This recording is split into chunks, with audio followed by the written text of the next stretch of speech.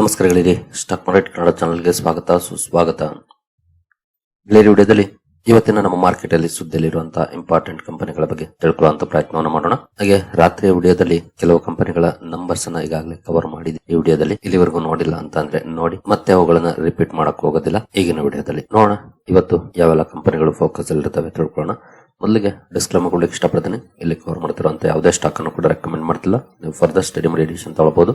As educational purpose ನಾನು video ನಿಮ್ಮ ಮುಂದೆ ತರ್ತಾ ಇದ್ದೀನಿ. ಹಾಗೆ ಡಿಸ್ಕ್ರಿಪ್ಷನ್ ಅಲ್ಲಿ ಅಕೌಂಟ್ ಓಪನಿಂಗ್ ಲಿಂಕ್ ಇರುತ್ತೆ. ಇಂಟ್ರೆಸ್ಟ್ ಇರೋರು ಅಕೌಂಟ್ ಓಪನ್ ಮಾಡಬಹುದು. ಹಾಗೆ ಇನ್ವೆಸ್ಟ್ಮೆಂಟ್ ಗೆ ಸಂಬಂಧಪಟ್ಟಂತ ನಿಮ್ಗೆ ಏನಾದ್ರೂ ಸಪೋರ್ಟ್ ಬೇಕು ಅಂತಂದ್ರೆ ನಮ್ಮನ್ನ ಕಾಂಟ್ಯಾಕ್ಟ್ ಮಾಡಬಹುದು ಈ ನಂಬರ್ ಮೂಲಕ. ಇಲ್ಲಿ ಮೆನ್ಷನ್ ಮಾಡಿರುವಂತ ಎಲ್ಲ ಸರ್ವಿಸಸ್ ನಮ್ಮ ಮೂಲಕ ಸಿಗುತ್ತೆ. ಬಟ್ ಕಂಡೀಷನ್ ಒಂದೇ, ಅಕೌಂಟ್ ನಮ್ಮ ಮೂಲಕ ಓಪನ್ ಆಗಿರ್ಬೇಕು. ಹಾಗಾಗಿ ಡಿಸ್ಕ್ರಿಪ್ಷನ್ ಅಲ್ಲಿ ಲಿಂಕ್ ಇದೆ, ಅಕೌಂಟ್ ಓಪನ್ ಮಾಡ್ಕೊಳ್ಳಿ, ನಂತರ ಕಾಂಟ್ಯಾಕ್ಟ್ ಮಾಡಿ. ಹಾಗೆ ಅಕೌಂಟ್ ಓಪನ್ ಮಾಡುವಾಗ ಏನಾದ್ರೂ ಸಮಸ್ಯೆಗಳಾದ್ರೆ ಕೂಡ ಸೇಮ್ ನಂಬರ್ ಗೆ ಕಾಲ್ ಮಾಡಿ, ನಮ್ಮ ಟೀಮ್ ಇಂದ ನಿಮಗೆ ಸಪೋರ್ಟ್ ಸಿಗುತ್ತೆ. ಇನ್ನು ಈಗಾಗಲೇ ಅಕೌಂಟ್ ಓಪನ್ ಮಾಡಿರೋರು ಮೆಂಬರ್ಸ್ ಓನ್ಲಿ ವಾಟ್ಸ್ಆಪ್ ಕಮ್ಯುನಿಟಿಗೆ ಜಾಯ್ನ್ ಆಗಿಲ್ಲ ಅಂತಂದ್ರೆ ಸೇಮ್ ನಂಬರ್ ಗೆ ಕಾಲ್ ಮಾಡಿ ತಿಳಿಸಿ ಮನ ಕೂಡ ಆಡ್ ಮಾಡ್ತಾರೆ. ಅದರಲ್ಲಿ ಡೈಲಿ ಇಂಪಾರ್ಟೆಂಟ್ ಅಪ್ಡೇಟ್ಸ್ ಬರುತ್ತೆ ಮಾರ್ಕೆಟ್ ಬಗ್ಗೆ. ಇದು ಅಕೌಂಟ್ ಓಪನ್ ಮಾಡಿ ಈಗಾಗಲೇ ಹೂಡಿಕೆ ಮಾಡ್ತಾ ಇರೋರಿಗೆ ಮಾತ್ರ ಆಗಿರುತ್ತೆ. ಅಕೌಂಟ್ ಓಪನ್ ಮಾಡ್ಕೊಂಡು ಕಾಂಟ್ಯಾಕ್ಟ್ ಮಾಡಿ. ಏನು ನಿನ್ನೆಯ ಅಮೆರಿಕನ್ ಮಾರ್ಕೆಟ್ ನ ಪರ್ಫಾರ್ಮೆನ್ಸ್ ಅನ್ನು ನೋಡಿದ್ರೆ ಡೌ ಜೋನ್ಸ್ ಅಲ್ಲಿ ನೋಡಬಹುದು 83 ಪಾಯಿಂಟ್ಸ್ 0.17% ಡೌನ್ ಪರ್ಫಾರ್ಮೆನ್ಸ್ ನೋಡ್ಲಿಕ್ಕೆ ಸಿಕ್ಕಿದೆ. ಅಂದ್ರೆ ಫ್ಲಾಟಿಶ್ ಪರ್ಫಾರ್ಮೆನ್ಸ್ ಇದೆ. ಫ್ಲಾಟ್ ಆಗಿ ಓಪನ್ ಆಗಿದೆ, ನಂತರ ಡೌನ್ ಆಗಿದೆ, ಮತ್ತೆ ರಿಕವರ್ ಆಗಿದೆ, ಕೊನೆಯಲ್ಲಿ ಮತ್ತೆ ಡೌನ್ ಆಗಿ 83 ಪಾಯಿಂಟ್ಸ್ ಡೌನ್ ಅಲ್ಲಿ ಡೌ ಜೋನ್ಸ್ ಕ್ಲೋಸಿಂಗ್ ಅನ್ನ ಕೊಟ್ಟಿದೆ. ನಾಸ್ಟಾಕ್ ಕಡೆ ಬಂದ್ರೆ ನಾಸ್ಟಾಕ್ ಅಲ್ಲೂ ಕೂಡ ನೋಡಬಹುದು ಫ್ಲಾಟಿಶ್ ಪರ್ಫಾರ್ಮೆನ್ಸ್ ಇದೆ. ಜಸ್ಟ್ 14 ಪಾಯಿಂಟ್ಸ್ 0.06% ಡೌನ್ ಇದೆ. ಬಟ್ ಹೈಯಲ್ಲಿ ಓಪನ್ ಆಗಿದೆ, ಬಟ್ ಸಸ್ಟೈನ್ ಆಗಿಲ್ಲ, ಡೌನ್ ಆಗಿ ಫ್ಲಾಟಿಶ್ ಆಗಿ ಕ್ಲೋಸಿಂಗ್ ಕೊಟ್ಟಿದೆ. ನಿನ್ನೆ ಅಮೆರಿಕನ್ ಮಾರ್ಕೆಟ್ ಅಲ್ಲಿ ಫ್ಲಾಟಿಶ್ ಪರ್ಫಾರ್ಮೆನ್ಸ್ ನೋಡ್ಲಿಕ್ಕೆ ಸಿಕ್ಕಿದೆ. ನಮ್ಮ ಮಾರ್ಕೆಟ್ ಕಡೆ ಬಂದ್ರೆ ಎಸ್ಪೆಷಲಿ FIS ನಿನ್ನೆ ಏನ್ ಮಾಡಿದ್ದಾರೆ ಅಂತ, ನಿನ್ನೆ FIS 3262 ಕೋಟಿ ನೆಟ್ ಸೆಲ್ಲಿಂಗ್ ಅನ್ನ ಮಾಡಿದ್ದಾರೆ. DIS 4234 ಕೋಟಿ ನೆಟ್ ಬೈಯಿಂಗ್ ಅನ್ನ ಮಾಡಿದ್ದಾರೆ.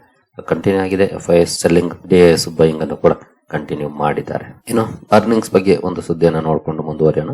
ನೋಡಬಹುದು December quarter earning muted so far as labour code impact weighs on results. ಇತ್ತೀಚೆಗೆ ಭಾರತ ಸರ್ಕಾರ ತಂದಂತ ಲೇಬರ್ ಕೋಡ್ ಇಂಪ್ಯಾಕ್ಟ್ ಹಲವು ಕಂಪನಿಗಳ ಮೇಲೆ ಆಗ್ತಿದೆ. ಹಾಗಾಗಿ ಒನ್ ಟೈಮ್ ಅಡ್ಜಸ್ಟ್ಮೆಂಟ್ ಗಳನ್ನ ಮಾಡ್ತಿದ್ದಾರೆ. ಅಡ್ಜಸ್ಟ್ಮೆಂಟ್ ನ ಕಾರಣಕ್ಕೆ ಕಂಪನಿಗಳ ನಂಬರ್ಸ್ ಮ್ಯೂಟೆಡ್ ಇದೆ, ಅಂದ್ರೆ ಫ್ಲಾಟಿಶ್ ಆಗಿ ನೋಡ್ಲಿಕ್ಕೆ ಕಾಣ್ತಾ ಇದೆ. ಇಲ್ಲಿವರೆಗೂ ಬಂದಿರುವಂತ numbers Tata Consultancy Services, HCL, Tech Mahindra, Wipro, Reliance, HDFC, ICICI ಇವುಗಳನ್ನ ಗಮನಿಸಿದಾಗ ನೋಡ್ಲಿಕ್ಕೆ ಸಿಕ್ಕಿರುವಂತದ್ದು. ಮೇ ಬಿ ಇದಿಲ್ಲ ಅಂದಿದ್ರೆ ಇನ್ನು ಒಳ್ಳೆ ಇಂಪ್ರೂವ್ಮೆಂಟ್ ಇರ್ತಾ ಇತ್ತು. ಇಂಪ್ಯಾಕ್ಟ್ ಇರೋದ್ರಿಂದ ಸ್ವಲ್ಪ ಮಟ್ಟಿಗೆ ಫ್ಲಾಟಿಶ್ ಆಗಿ ನೋಡ್ಲಿಕ್ಕೆ ಸಿಗ್ತಾ ಇದೆ. ಏನು ನಿನ್ನೆ ಒಂದು ಬಿಗ್ ಪರ್ಫಾರ್ಮೆನ್ಸ್ ಬಂದಿದೆ ಸಿಲ್ವರ್ ಅಲ್ಲಿ. ನೋಡಬಹುದು ರಾತ್ರಿನೇ ಒಂದು ಸುದ್ದಿಯನ್ನ ಕವರ್ ಮಾಡಿದ್ದೆ, 3 lakh ಅನ್ನ ಕ್ರಾಸ್ ಮಾಡಿದೆ ಅಂತ. ಬಟ್ ಆ ವಿಡಿಯೋ ಕವರ್ ಮಾಡಿದ ನಂತರ ಒಳ್ಳೆ ರ್ಯಾಲಿ ಕೂಡ ಬಂದಿದೆ. ಎಸ್ಪೆಷಲಿ ನೋಡಬಹುದು 8% ಅಪ್ ಅಲ್ಲಿ ನಿನ್ನೆ ಕ್ಲೋಸಿಂಗ್ ಅನ್ನ ಕೊಟ್ಟಿದೆ. ಸಿಲ್ವರ್ 3,10,000 ಕೂಡ ಕ್ರಾಸ್ ಮಾಡ್ಬಿಟ್ಟಿದೆ. ರಾತ್ರಿನೇ ಒಂದು ವಿಡಿಯೋನ ಕವರ್ ಮಾಡಿದ್ದೀನಿ. ಇನ್ ಕೇಸ್ ನೀವು ನೋಡಿಲ್ಲ ಅಂತಂದ್ರೆ ನೋಡಿ. ಈ ವಿಡಿಯೋದಲ್ಲಿ ಒಂದು ಅಪ್ಡೇಟ್ ಅನ್ನ ಕೊಟ್ಟಿದ್ದೆ ಸಿಲ್ವರ್ ಬಗ್ಗೆ. ಸಿಲ್ವರ್ ಫ್ಯೂಚರ್ ಔಟ್ಲುಕ್ ಬಗ್ಗೆ ಪಾಸಿಟಿವ್ ಇದೆ ಔಟ್ಲುಕ್. ಇಂಟ್ರೆಸ್ಟ್ ಇರೋರು ಸ್ಟಡಿ ಮಾಡಬಹುದು. ಕೆಲವರು ಪ್ರಶ್ನೆ ಮಾಡಿದಿರಿ ಅದರಲ್ಲೇನ ತಗೊಳ್ಬೋದಾ ಈಗ ಅಂತ. ತಗೊಳ್ಳೋರ್ಗೆ ಒಂದು ಮಾತು ನೆನಪಿರ್ಲಿ, ಇನ್ ಕೇಸ್ 15% ಕರೆಕ್ಷನ್ ಆದ್ರೆ ಹೋಲ್ಡ್ ಮಾಡುವಂತ ಪೇಷನ್ಸ್ ಇರಬೇಕು. ಆಗಿದ್ರೆ ಓಕೆ. 5% ಬಿದ್ದ ತಕ್ಷಣ ಪಾನಿಕ್ ಆಗಿ ಮಾರಾಟ ಮಾಡೋದಾದ್ರೆ ದೂರ ಇದ್ಬಿಡಿ. ಇಲ್ಲ ಲಾಂಗ್ ಟರ್ಮ್ ವ್ಯೂ ಇಟ್ಕೊಂಡು ನೋಡ್ತೀವಿ ಅನ್ನೋದಾದ್ರೆ ಖಂಡಿತ ಕನ್ಸಿಡರ್ ಮಾಡಬಹುದು. ಬಟ್ ಕ್ಲಾರಿಟಿ ಇರ್ಲಿ ಮೈಂಡ್ ಅಲ್ಲಿ. ಯಾಕಂದ್ರೆ ಒಳ್ಳೆ ರ್ಯಾಲಿ ನಂತರ ನೀವು ಯಾವುದೇ ಮೆಟಲ್ ಆಗ್ಲಿ ಯಾವುದೇ ಸ್ಟಾಕ್ ಆಗ್ಲಿ ಬಿದ್ದೆ ಬೀಳುತ್ತವೆ, ಕರೆಕ್ಷನ್ ಆದೇ ಆಗುತ್ತೆ. ಬಟ್ ನಂತರ ಒಳ್ಳೆ ಪರ್ಫಾರ್ಮೆನ್ಸ್ ಬಂದೇ ಬರುತ್ತೆ. ಬಟ್ ಸದ್ಯದ ಮಟ್ಟಿಗೆ ಬೀಳುವಂತಹ ಚಾನ್ಸಸ್ ಜಾಸ್ತಿ ಇಲ್ಲ. ಅಂದ್ರೆ ಬಿದ್ರೆ ಏನ 50% ಕರೆಕ್ಷನ್ ಆಗ್ಬೋದೇನೋ ಅಷ್ಟೇ. ಅದಕ್ಕಿಂತ ಜಾಸ್ತಿ ತುಂಬಾ ರೇರ್ ಅಂತಾನೆ ಹೇಳ್ಬೋದು. ಯಾಕಂದ್ರೆ ಸಪ್ಲೈ ಕನ್ಸ್ಟೆನ್ಸ್ ಇದೆ, ಇಂಡಸ್ಟ್ರಿಯಲ್ ಡಿಮಾಂಡ್ ಜಾಸ್ತಿ ಇದೆ, ಗ್ಲೋಬಲ್ ಅನ್ಸರ್ಟನಿಟೀಸ್ ಇದೆ, ಜಿಯೋಪೊಲಿಟಿಕಲಿ.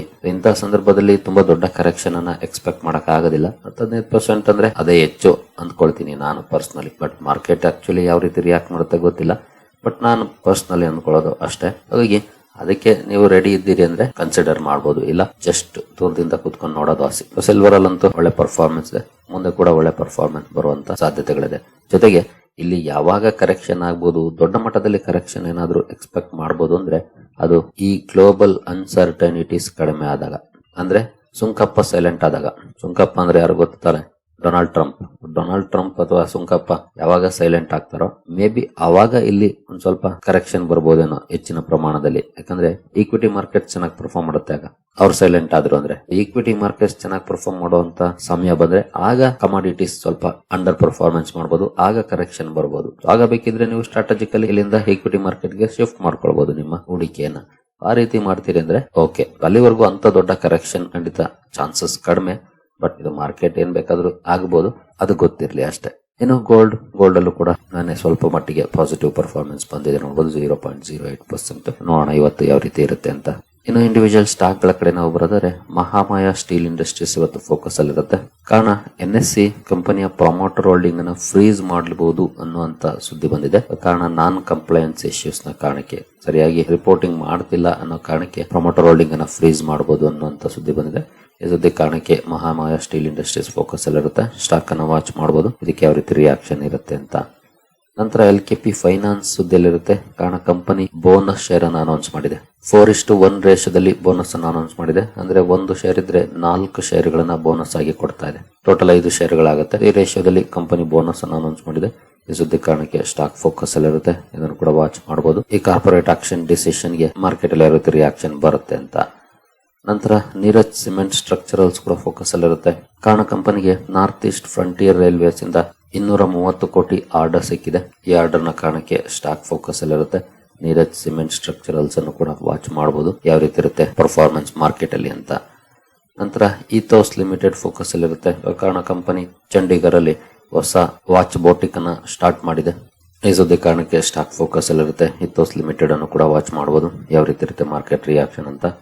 ನಂತರ ಲೆಮನ್ ಟ್ರೀ ಹೋಟೆಲ್ಸ್ ಕೂಡ ಸುದ್ದಿಯಲ್ಲಿರುತ್ತೆ. ಕಾರಣ ಕಂಪನಿ 100 ರೂಮ್ ಕೆಪಾಸಿಟಿ ಇರುವಂತಹ ಪ್ರಾಪರ್ಟಿ ಜೊತೆ ಒಪ್ಪಂದವನ್ನ ಮಾಡಿಕೊಂಡಿದೆ. 100 ಅಲ್ಲ 120 ರೂಮ್ಸ್ ಕೆಪಾಸಿಟಿ ಇರುವಂತದ್ದು ಉತ್ತರಾಖಂಡ್ ಅಲ್ಲಿ. ಈ ಸುದ್ದಿ ಕಾರಣಕ್ಕೆ ಲೆಮನ್ ಟ್ರೀ ಅನ್ನು ಕೂಡ ಅಬ್ಸರ್ವ್ ಮಾಡಬಹುದು, ಯಾವ ರೀತಿ ಇರುತ್ತೆ ಪರ್ಫಾರ್ಮೆನ್ಸ್ ಅಂತ.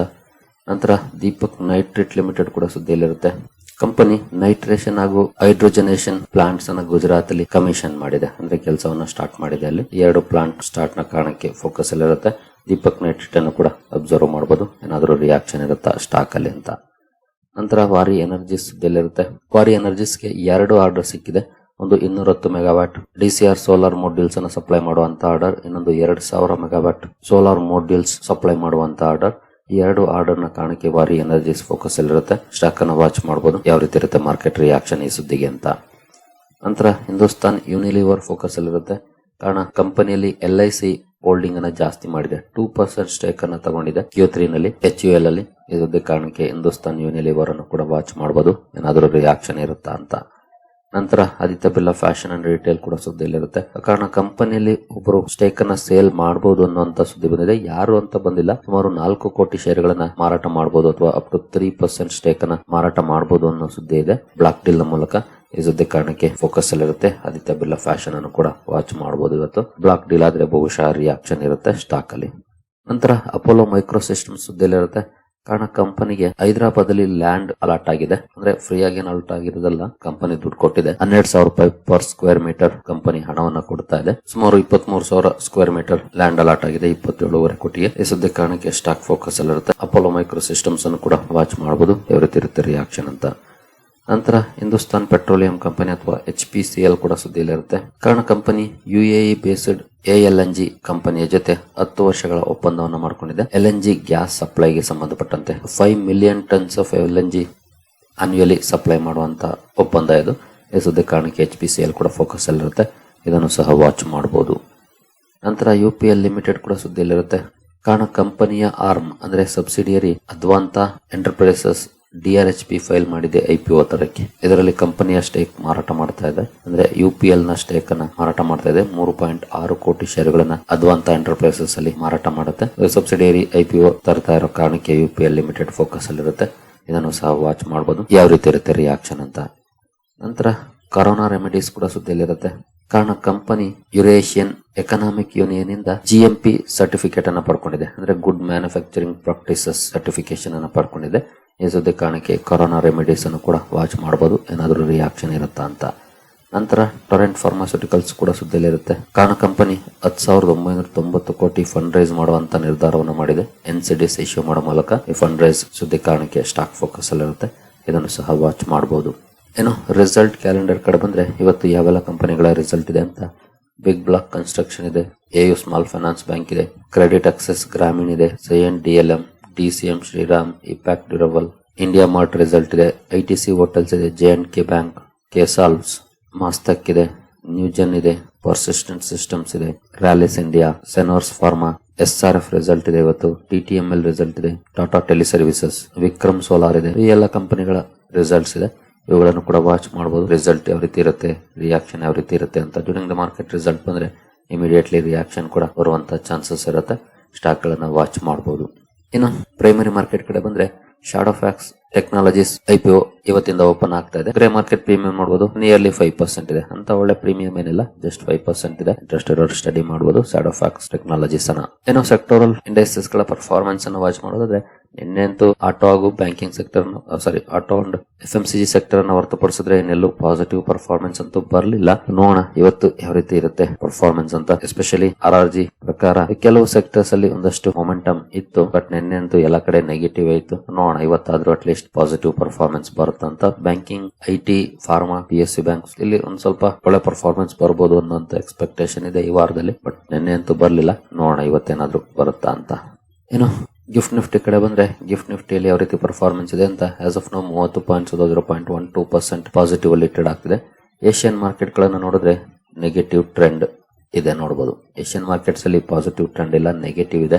ನಿಕೈ ಕೂಡ ಮೋರ್ ದನ್ 1% ಡೌನ್ ಅಲ್ಲಿ ಟ್ರೇಡ್ ಆಗ್ತಿದೆ. ಮೆಜಾರಿಟಿ ಅನ್ನೋದಕ್ಕಿಂತ ಎಲ್ಲ ಮಾರ್ಕೆಟ್ಸ್ ನೆಗೆಟಿವ್ ಅಲ್ಲೇ ಇದಾವೆ. ಗಿಫ್ಟ್ ನಿಫ್ಟಿ ಮಾತ್ರ ಸ್ವಲ್ಪ ಪಾಸಿಟಿವ್ ಅಲ್ಲಿ ಟ್ರೇಡ್ ಆಗ್ತಿದೆ ಅಷ್ಟೇ ಇವತ್ತು. ಗ್ಲೋಬಲ್ ಕ್ಯೂಸ್ ಅಷ್ಟೇನು ಪಾಸಿಟಿವ್ ಇಲ್ಲ. ಡೌ ಜೋನ್ಸ್ ಅಲ್ಲೂ ಕೂಡ ನೋಡಬಹುದು 365 ಪಾಯಿಂಟ್ಸ್ 0.74% ಡೌನ್ ಪರ್ಫಾರ್ಮೆನ್ಸ್ ಇದೆ. ಬಟ್ ಗಿಫ್ಟ್ ನಿಫ್ಟಿ ಯಾಕೆ ಪಾಸಿಟಿವ್ ಟ್ರೇಡ್ ಆಗ್ತಿದೆ ಗೊತ್ತಿಲ್ಲ. So let's hope for the best. ಇನ್ನು ಕ್ರೂಡ್ ಕಡೆ ಬಂದ್ರೆ ಕ್ರೂಡ್ ಅಲ್ಲಿ ಫ್ಲಾಟಿಶ್ ಪರ್ಫಾರ್ಮೆನ್ಸ್ ಇದೆ, ಏನು ಬಿಗ್ ಡಿಫರೆನ್ಸ್ ಮಾಡಿಲ್ಲ. ಇನ್ನು ಗೋಲ್ಡ್ ಸದ್ಯದ ಮಟ್ಟಿಗೆ 0.2% ಡೌನ್ ಅಲ್ಲಿ ಟ್ರೇಡ್ ಆಗ್ತಿದೆ. ಇನ್ನು ಡಾಲರ್ ಇಂಡೆಕ್ಸ್ ಕಡೆ ಬಂದ್ರೆ ಡಾಲರ್ ವರ್ಸಸ್ INR 90.91 ಹೋಗಿದೆ ಆಸ್ ಆಫ್ ನಾವು ನೋಡಬಹುದು. ಸೊ ಸದ್ಯದ ಮಟ್ಟಿಗೆ ಗ್ಲೋಬಲ್ ಕ್ಯೂಸ್ ನೆಗೆಟಿವ್ ಇದೆ, ಬಟ್ ಗಿಫ್ಟ್ ನಿಫ್ಟಿ ಸ್ವಲ್ಪ ಪಾಸಿಟಿವ್ ಅಲ್ಲಿ ಟ್ರೇಡ್ ಆಗ್ತಿದೆ. ಮೇ ಬಿ ಫ್ಲಾಟಿಶ್ ಓಪನಿಂಗ್ ಅನ್ನ ಎಕ್ಸ್ಪೆಕ್ಟ್ ಮಾಡಬಹುದು ನಾವು, ಬಟ್ ಆ ನಂತರ ಯಾವ ರೀತಿ ಪರ್ಫಾರ್ಮೆನ್ಸ್ ಬರುತ್ತೆ ಕ್ಲೋಸ್ಲಿ ವಾಚ್ ಮಾಡಬೇಕಾಗುತ್ತೆ. ಯಾಕಂದ್ರೆ ಗ್ಲೋಬಲ್ ಕ್ಯೂಸ್ ಏನು ಪಾಸಿಟಿವ್ ಇಲ್ಲ ಹಾಗಾಗಿ. So let's hope for the best. ಸರಿ ಗೆಳೆಯರಿ, ಈ ಎಲ್ಲ ಅಪ್ಡೇಟ್ಸ್ ನಿಮಗೆ ಇಷ್ಟ ಆಗಿದೆ ಅನ್ಕೊಳ್ತೀನಿ. ಅಕೌಂಟ್ ಓಪನಿಂಗ್ ಲಿಂಕ್ ಡಿಸ್ಕ್ರಿಪ್ಷನ್ ಅಲ್ಲಿ ಇರುತ್ತೆ, ಅಕೌಂಟ್ ಅನ್ನು ಓಪನ್ ಮಾಡಬಹುದು. ಮುಂದಿನ ವಿಡಿಯೋದಲ್ಲಿ ಸಿಗೋಣ. ಅಲ್ಲಿವರೆಗೂ ಜೈ ಹಿಂದ್, ಜೈ ಕರ್ನಾಟಕ.